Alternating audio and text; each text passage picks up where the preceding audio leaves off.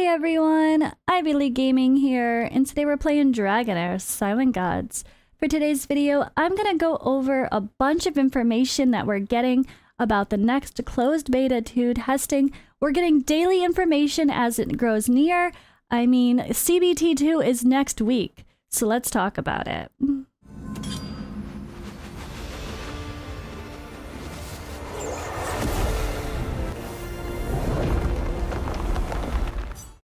So we have a couple posts from the developers regarding a developer's blog, a letter from the team, kind of talking about some changes coming to the game and their explanations why. We also have a more detailed, like kind of formal patch notes type post giving all of the changes for CBT2 in a little bit more specific detail versus a general detail with an explanation. So this might be 2 videos, this might be 1 video, I'm not sure yet. But before I get into that, I don't know what's even said here in this post, just besides quickly looking at it. But I do want to let you guys know that I have gotten a little bit of word. A little birdie told me that they have heard all of our concerns about the unfairness of a closed beta, keeping the data to some extent, and allowing players to have an advantage over others in global launch.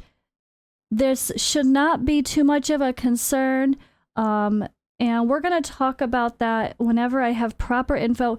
If that is released in this blog, of course, so, well, then we'll know. But if not, if they release another update, hopefully tomorrow, I will post that as well.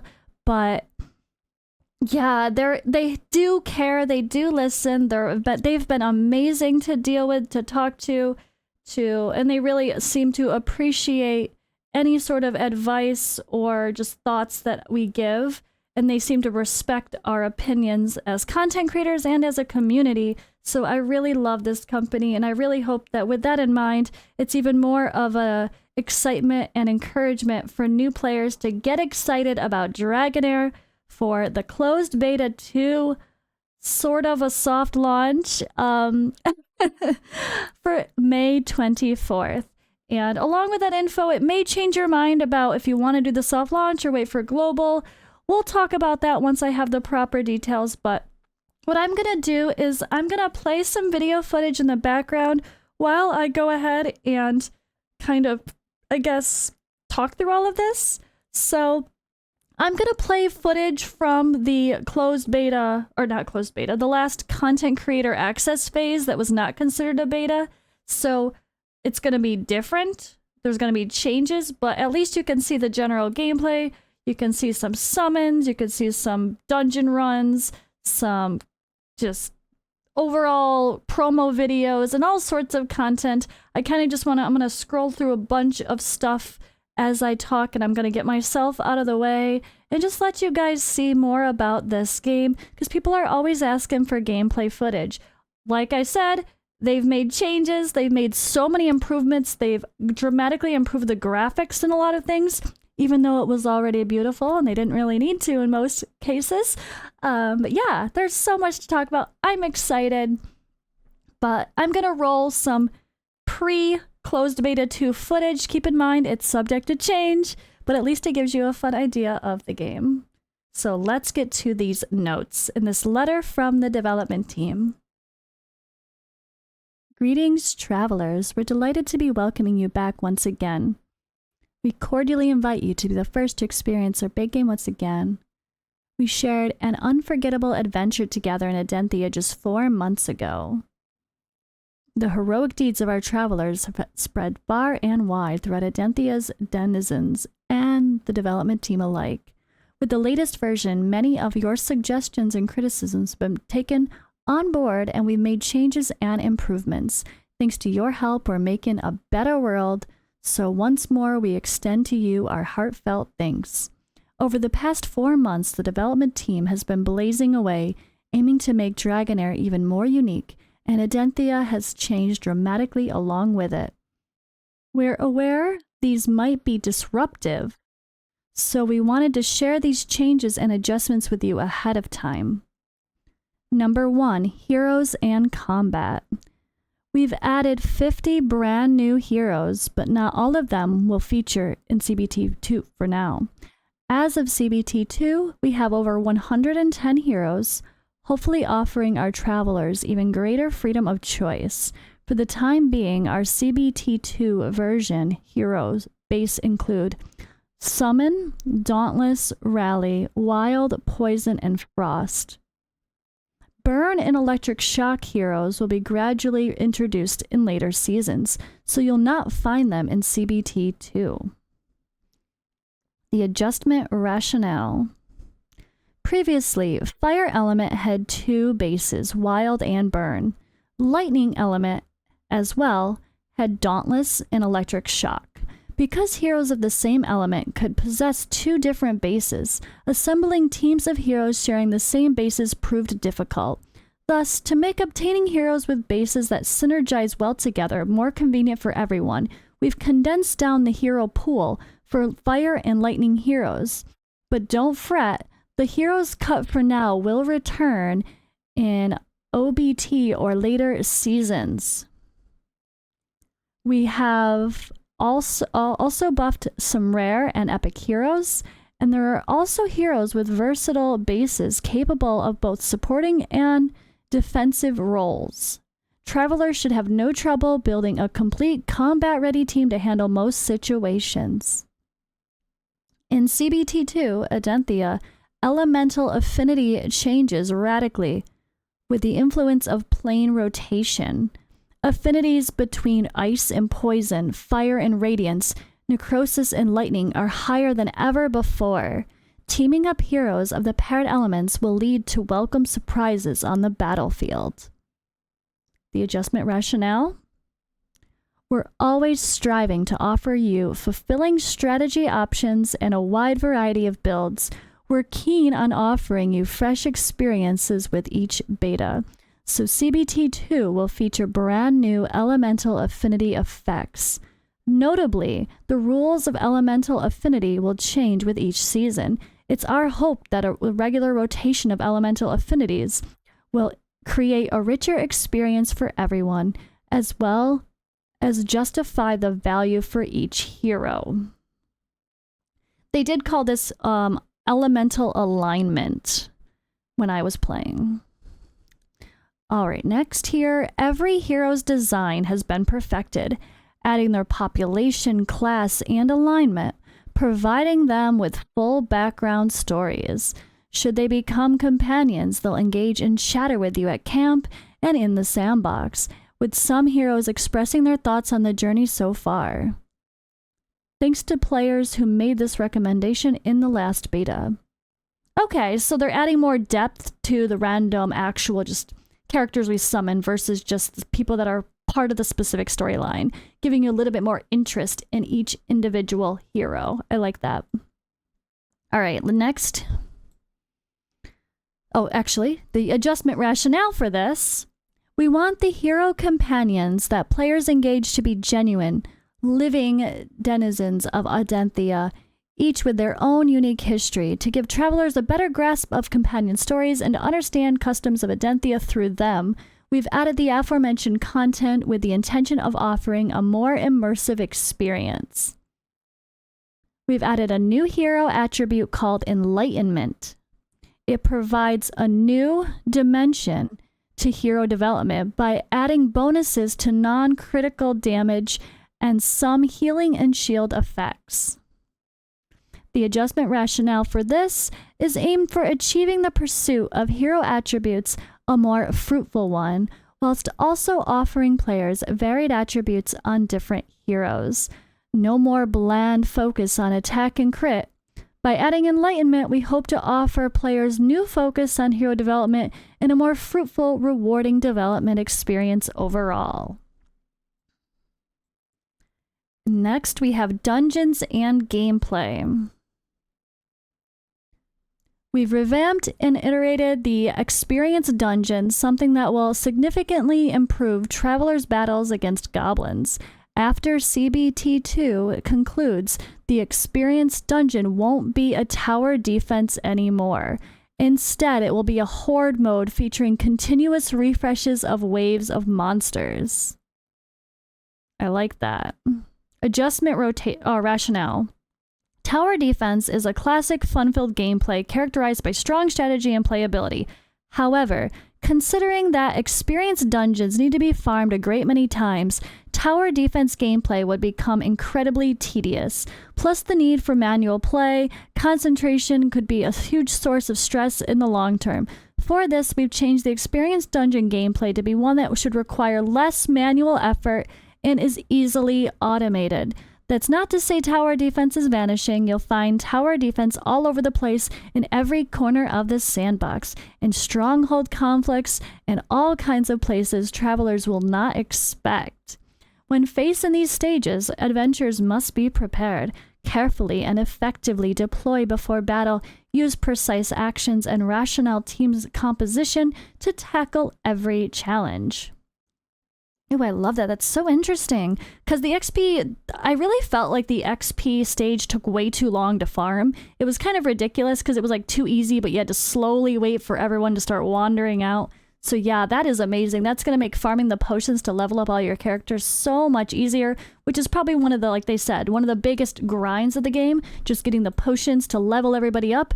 And you want the grind to be easy. You want the grind to be full auto. You don't want something that you have to grind out hundreds of battles on to be tedious. So I really appreciate their concern and changes. All right, let's see next here. We have updated and upgraded most of the elemental ascension dungeons and equipment dungeons. Everything in the dungeons, from the boss appearance to the gameplay mechanics, have been comprehensively overhauled.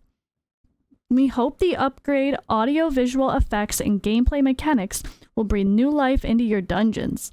Since elemental dungeons are equipped with mechanics that buff and resist one element, travelers will need to be diligent. Ensure you develop diverse teams ready to handle stages' different elements.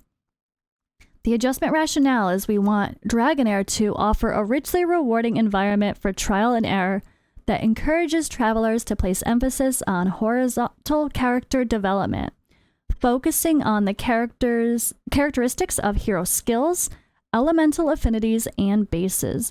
Changes to the elemental ascension dungeons are intended to improve the current dungeon experience. They'll also help prepare for richer gameplay and test environments to come in the future. Furthermore, adjustments to equipment dungeons and rune dungeons, as well as tweaks to dungeon boss skill mechanics, are in place to ensure our travelers understand. Each Dragonheir hero has their own unique value against different opponents. The fun, synergizing skills, elemental affinities, and bases is what we truly aim to offer all travelers. Adventure and strategy are Dragonheir's only tags. In the upcoming CBT2 season, there is neither a sole answer to strength or weakness, nor will there be for each coming season. All of us on the development team have been extremely hands-on, playing Dragonheir ourselves and testing either our design is delivering the fun we expect it to. And testing whether our design is delivering the fun we expect it to. I'll take this chance to drop a sneaky hint. There are a few epic heroes, not legendary, that are the key to overcoming tough nuts like the Blood Prince and the Deadly Harpy. As for who, you'll find out for yourself. Tell us about it in CBT2. All right, boom. I gotta make that note, right? Blood Prince, Deadly Harpy is gonna be hard. Who is the secret key epic hero to battle them? I'm so excited now. That's gonna be one of my first tasks. All right, next topic. This is long, guys. I wasn't kidding, but this is really good information and very, very involved and hands-on from the devs, and I really like the communication from this company. All right. Rewards and seasons. We've added our new season gameplay to CBT2, the rules for which will be posted separately in official communities. Compared with CBT1, 30-day duration, this season will last approximately 3 months. According to the pace of in-game reward distribution, will also be drastically altered. Okay, so they just clarified. We've added our new season gameplay to CBT2. This season will last approximately 3 months. I'm just rereading this and rereading this, making sure that's what they really mean. Because they made it sound like the seasons will be 12 to 14 weeks. So yeah, 3 months. But they made it sound like season 0, which is the closed beta test 2, was going to be shorter. So it sounds like CBT2 is going to be a full 3 months. Even more reason to play now, guys. Who wants to wait? Let's go. Join me and we'll do free-to-play accounts together. And then start with everybody else at global launch. Yeah, let's do it. All right, anyway. Kidding, not kidding. Okay, so here we go. This is a big part. Pay attention, guys. Ready? Buckle up. The probability of summoning legendary heroes with Heliolite dice, advanced summoning item, will be increased to 3%. Additionally, a legendary hero will be guaranteed within 35 draws. As a result, the Heliolite dice will become more valuable and thus much rarer. So it used to be a pity at 50 summons, or I think 50 or 55 was the pity before. Now it's 35. Ooh, okay. Heliolite die. They're saying dice. I want to say die. It's die. Offered by main quests and Book of Adventure will be markedly reduced.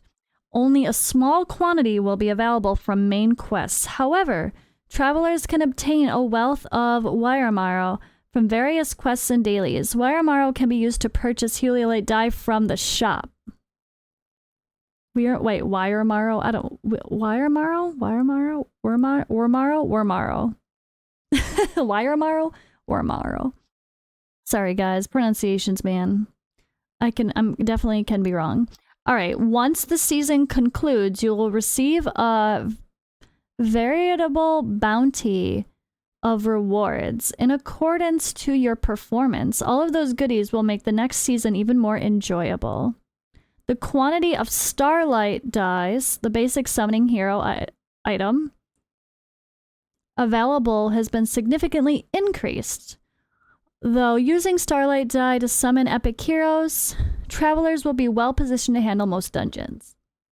So one of the die I loved, the lower level, actually allowed you to, like, mystery shards and Raid Shadow Legends, but you could get epics as well. That was really cool.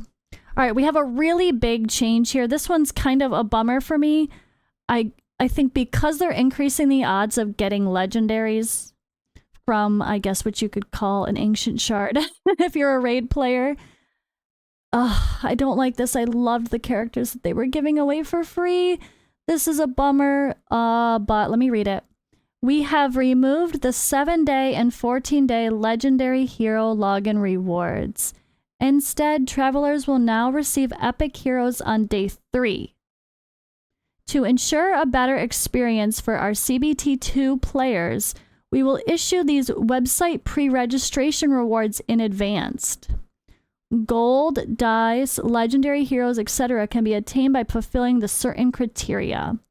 So keep in mind they did have pre-registration rewards, and they're going to let CB2 players take advantage of those pre-registration rewards. But personally, I don't know that I want that, as long as we can still also take advantage of them on global. Like, let's say if I play CBT2 on a US server, and then I go global and start a brand new account with most people, but on a European server, because half the Europeans can't play based on the limited amount of countries, more than half, let's be honest. I think I want to start fresh, but I want those pre-registration rewards for the real global. I really hope that we get to use those for the real global. All right, let's talk about the rationale here now, because this was a lot of changes to summoning, and I'm very curious about how this is going to play out with how many legendaries we get compared to before, the pity being so low. But are we going to have such a hard time getting summons that it feels the same? I don't know. It's kind of hard to tell. All right, let's see here. CBT2 is a season beta whose data will not be erased. All heroes acquired will be permanently retained. Compared to the CBT-1 impermanent test, we've cut down on the rewards a little to ensure greater longevity and enjoyment of the game. Of course, we hope that players will take full advantage of the longer 3-month test duration to sink your teeth into the build experience. We don't want login rewards to influence players' choices. During the CBT test, almost all players mainly developed the rewarded legendary heroes. Rather, we want players to enjoy varied creative team compositions and strategies. Okay, to be fair, that's not wrong. I mean, the 7-day and 14-day login champions were amazing. And the hero that was the healer was such a good tank and a healer. I can't see why you would build any other healer.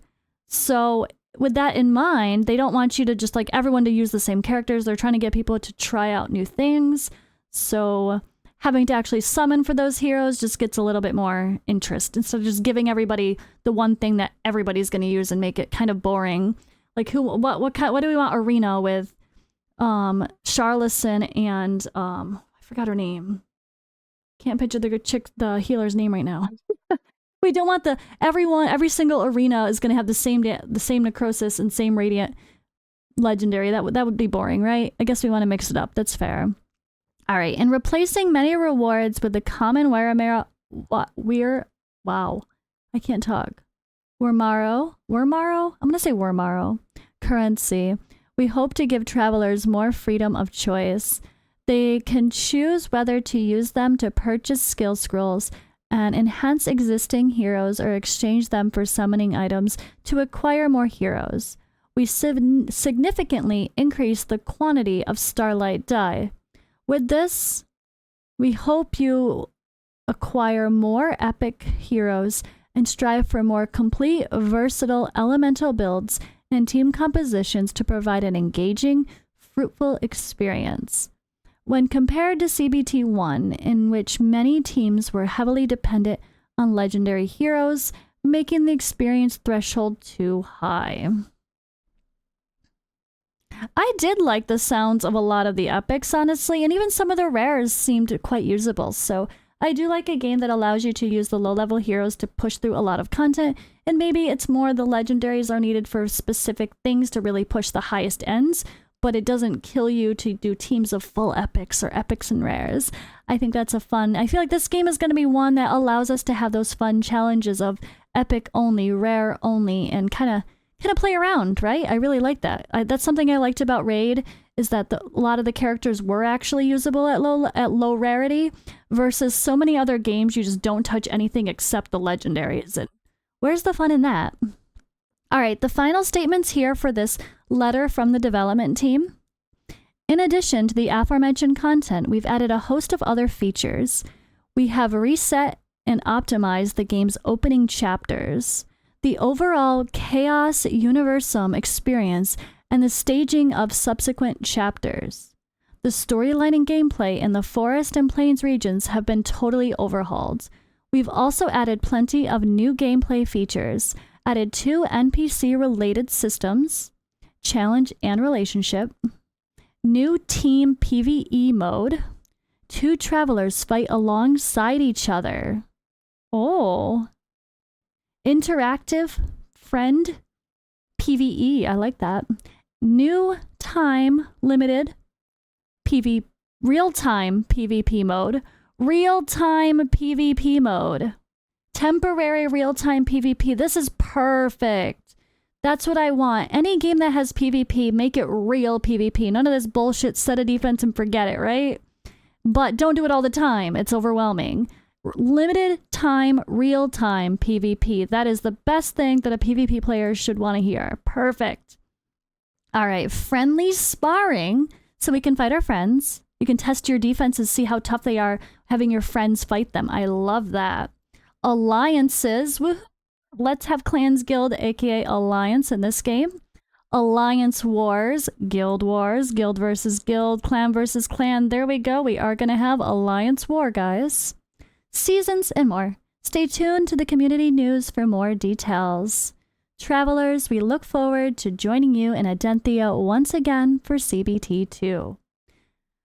Oh, all right. That was a long development letter. Lots of details there. But holy moly. Okay. So that was the first part of this 2-part information blurb. So I'm going to start with that, guys. I'm going to put this out. I'm going to go through and record the second part separately. It's just a lot of information. So maybe I'll release that later today. We'll see. If I do get any more information regarding the specific details of the server situation for CBT2, because that does greatly influence how people are going to play. If we have multiple servers and CBT2 people are on just a special server and it's not influencing global launch, that's great. But it might affect if you spend or not, because you might want to just wait for global. Or people that were upset about that unfairness might be more excited to play now, knowing that it will be fair. Or if it's all one big server, how is that going to happen? Is there going to be rewards distributed that seem fair and not too overpowered? I mean, there's so many things that could happen with this situation, and I want to give them the chance. I already know that they're changing some things from what they sort of first said, or at least clarifying the way servers are going to work. So once I get the information about servers and we really know how CBT2 Season 0 is really going to affect the global launch and Season 1 competition, I will make a separate video for that specifically. All right. So this was, again, the letter from the development team. In the next video, I will post CBT2 updated content overview. So stay tuned for that. Thank you guys for watching or listening, and I will see you in the next video.